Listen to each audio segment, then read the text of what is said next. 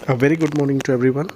मैं हूं अनुज तोमर और आज हम लोग यहाँ पे एक नए टॉपिक को स्टार्ट करने जा रहे हैं, जिसमें कि हम पीरियड्स की बात करते हैं। हिस्ट्री ऑफ इंग्लिश लिटरेचर के पहले का जो इतिहास रहा है उससे संबंधित हम लोग यहाँ पे बात करेंगे और ऐसे ही आगे हम लोग बढ़ते जाएंगे।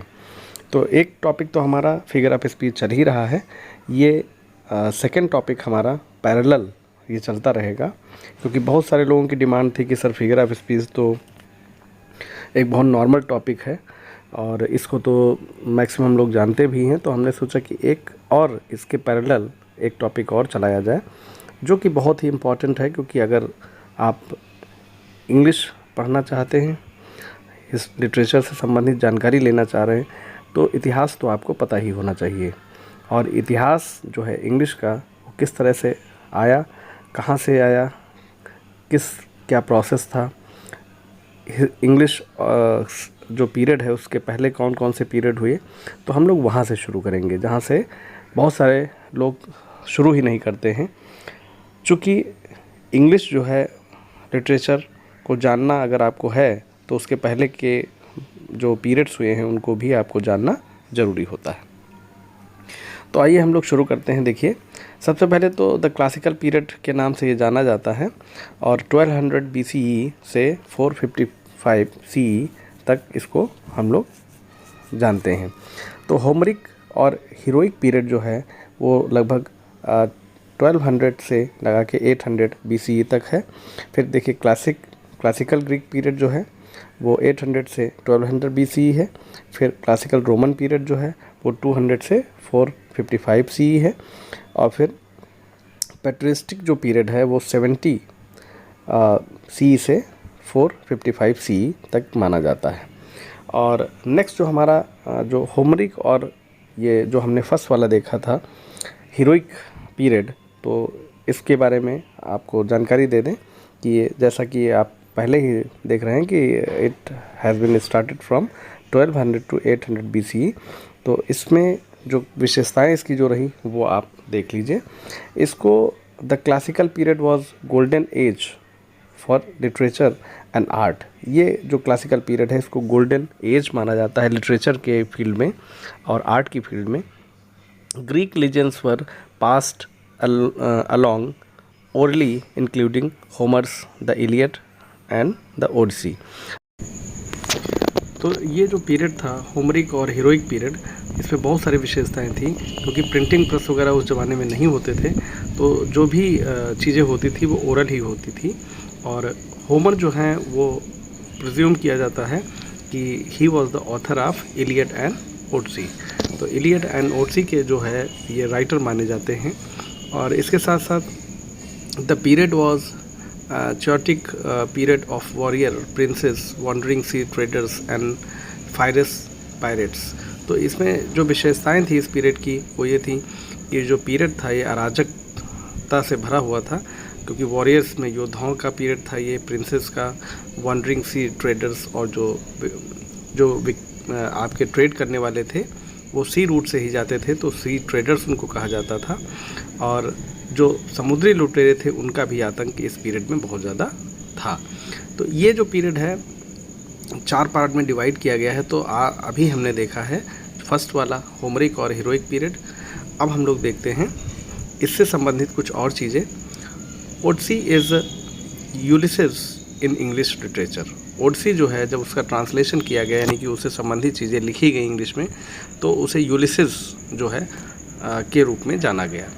यूलिसेस के बारे में देखिए यहाँ पे, a poem is written by Tennyson और Ulysses a novel is written by James Joyce. तो ये भी बहुत इंपॉर्टेंट है आपका, क्योंकि इसमें जो है यूलिसेस जो है जब 2 बार चीज़ें आती हैं तो लोग कंफ्यूज हो जाते हैं। तो यूलिसेस जो एक बहुत ही फेमस पोएम है वो टेनिसन के द्वारा लिखी गई, और यूलिसेस जो कि एक नॉवेल है वो जेम्स जॉयस के द्वारा लिखी गई। अब नोट यहाँ पे देखते हैं, होमर्स mock epic is the frog and the माइस। तो यहाँ पे देखिए फ्रॉग एंड द माइस जो है ये होमर के द्वारा लिखी गई एक मॉक एपिक है। और मॉक एपिक क्या होती है उसके बारे में हम आपको एक लाइन में बता देते हैं कि जो एपिक होती है वो तो ट्रेडिशनल होती है, बहुत ही सीरियस होती है। और जब ह्यूमर जिस एपिक में हम डाल देते हैं तो उसे मॉक एपिक माना जाता है या कहा जाता है। ठीक है, तो ये सारी चीज़ें आपको अभी तक क्लियर हो जानी चाहिए। अब हम लोग देखते हैं बी पार्ट। नेक्स्ट देखिए, जो बी पार्ट हमारा है क्लासिकल ग्रीक पीरियड। तो इसके बारे में अगर हम बात करें तो ये 800 से शुरू होता है BCE से 200 BCE तक जाता है। ये एशलस और एस्पीडियस और सोफोक्लीस ये कुछ ग्रेट ट्रेजेडियन हैं जो कि ग्रीक के माने जाते हैं। और इसके साथ साथ Aesop's fables are known for its great height. और फेबल के लिए जो है एसिलस बहुत ज़्यादा प्रसिद्ध हुए हैं। नेक्स्ट देखते हैं जो बी पीरियड हमारा है। तो इसमें देखिए क्लासिकल ग्रीक पीरियड में तो इसमें दो चीज़ें तो हम देख चुके हैं, और अब देखते हैं तीसरे नंबर पे जो है प्लूटो। तो the Republic is written by Plato. He criticise Homer's work Odyssey and commented on it in the negative sense. तो बहुत बड़े जो फिलोसफर होमर जो थे जिन्होंने इलियड एंड ओडिसी लिखी थी, उनको यहाँ पे क्रिटिसाइज़ किया गया है। रिपब्लिक जो कि वर्क है किसका, प्लूटो का। और प्लेटो जो हैं वो एक प्रकार से बहुत ज़्यादा क्रिटिसाइज़ करते हैं। He imagined an ideal state in Republic. और रिपब्लिक में इन्होंने एक आइडियल स्टेट की कामना की है, कल्पना की है। He commented on Homer by saying the poet should be banish from an ideal state. और उन्होंने इतनी ज़्यादा बुराई की है होमर की कि उनको कहा है कि जो पोएट होते हैं उनको एक जो आइडियल स्टेट है उससे बैनिश करना, माने निकाल देना, उनको भगा देना वहाँ से, ये करना चाहिए ऐसे पोएट्स के साथ जो कि आइडियल स्टेट में रहने के लायक जो है नहीं होते हैं, उनको माना है प्लेटो ने। तो प्लेटो जो हैं ये एक दार्शनिक हैं, बहुत ही बड़े स्केल पे इनको माना जाता है अपने दर्शन के लिए, फ़िलॉसफी के लिए। तो इन्होंने एक प्रकार से होमर को जो है क्रिटिसाइज़ किया है और उनके वर्क को क्रिटिसाइज़ यहाँ पे किया है। और नंबर 4 पे देखते हैं एरिस्टोटल। तो he wrote poetics. He considered poetry the mother of light. तो ये भी क्वेश्चन आ सकता है कि कौन सा ऐसा फ़िलॉसफर है या ऐसा पोएट है जो कि पोइट्री को मदर ऑफ लाइट के नाम से उसने एड्रेस किया है। He gave importance to catharsis. और कथारसिस जो कि आपका ट्रेजेडी में आता है, उसके बारे में इन्होंने बहुत ज़्यादा डिटेल से बात किया है। ठीक है, तो अरिस्टोटल जो हैं उन्होंने टाइम प्लेस एक्शन की भी बात यहाँ पे की है इसी बुक में। नेक्स्ट हम लोग बात करते हैं सी नंबर पे। देखिए क्लासिकल रोमन पीरियड। तो ये 200 BCE से 455 CE तक जाना जाता है। Greek culture gave way to Roman power when Rome conquered Greece in 146 CE। तो जब रोम ने जो है ग्रीस को जीत लिया 146 CE में, तो जो कल्चर जो था, ठीक है, तो ये यहाँ पे एक प्रकार से थोपा गया। और Plato, Terence, Ovid, Horace, Virgil were some significant figures of Roman classic period. तो रोमन क्लासिक पीरियड जो है कि कुछ ये रिनाउंड फिगर्स हैं, इसमें इंपॉर्टेंट वर्क्स को भी हम लोग देख लेते हैं यहाँ पे।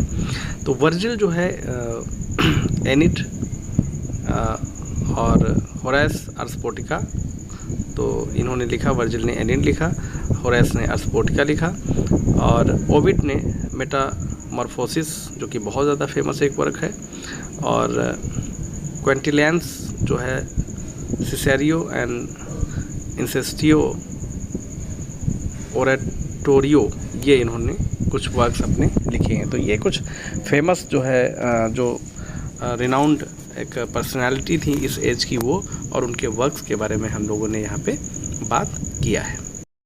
अब हम लोग देखते हैं यहाँ पे डी पीरियड जो है आपका पैट्रिस्टिक पीरियड जो है 70 CE से 455 CE इसको माना जाता है। Saint Augustine brought Christianity to England. और इसी पीरियड में जो है सेंट अगस्टाइन जो है वो क्रिश्चियनिटी को इंग्लैंड लेके आए।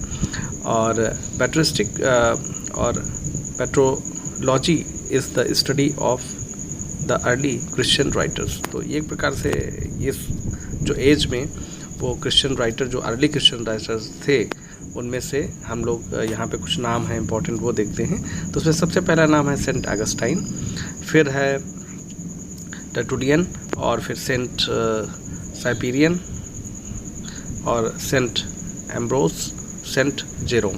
तो इस प्रकार से ये कुछ रिनाउंड फिगर हैं इस एज के। और सबसे बड़ा जो काम हुआ वो कि जो क्रिश्चियनिटी है वो इंग्लैंड सेंट ऑगस्टाइन के द्वारा लाई गई। इसके बाद हम लोग यहाँ पे जो दो आपके बहुत बड़े राइटर हुए हैं, या आप कह लीजिए फिलोसफर हुए हैं, पोएट हुए हैं, उनकी जो पोइट्री की दो डेफिनेशंस हैं उनके बारे में हम लोग यहाँ बात कर लेते हैं। तो प्लेटो जो हैं उन्होंने कहा है कि poetry is twice removed from reality means it is an imitation of imitation. यानी कि प्लेटो जो है उन्होंने इमिटेशन ऑफ इमिटेशन कहा है पोइट्री को, और जबकि एरिस्टोटल ने कहा है कि poetry is an imitation of reality. तो यहाँ पे कहीं ना कहीं दोनों जो डिफिनेशंस हैं वो काफ़ी करीब हैं, तो इसको हमें थोड़ा सा समझना होगा। यहाँ पे एक बार फिर से मैं बता रहा हूँ, अरिस्टोटल ने कहा है कि poetry is an imitation of reality, जबकि प्लूटो ने कहा है कि poetry is twice removed from reality means it is an imitation of imitation. और अरिस्टोटल ने जो टाइम प्लेस एक्शन जो कि बताया है जो इनकी बुक है पोएटिक्स में, तो वो बहुत ज़्यादा इम्पॉर्टेंट है, उसको आप याद रखिएगा। तो आज के लिए इतना ही, फीडबैक ज़रूर दीजिए। Thank you.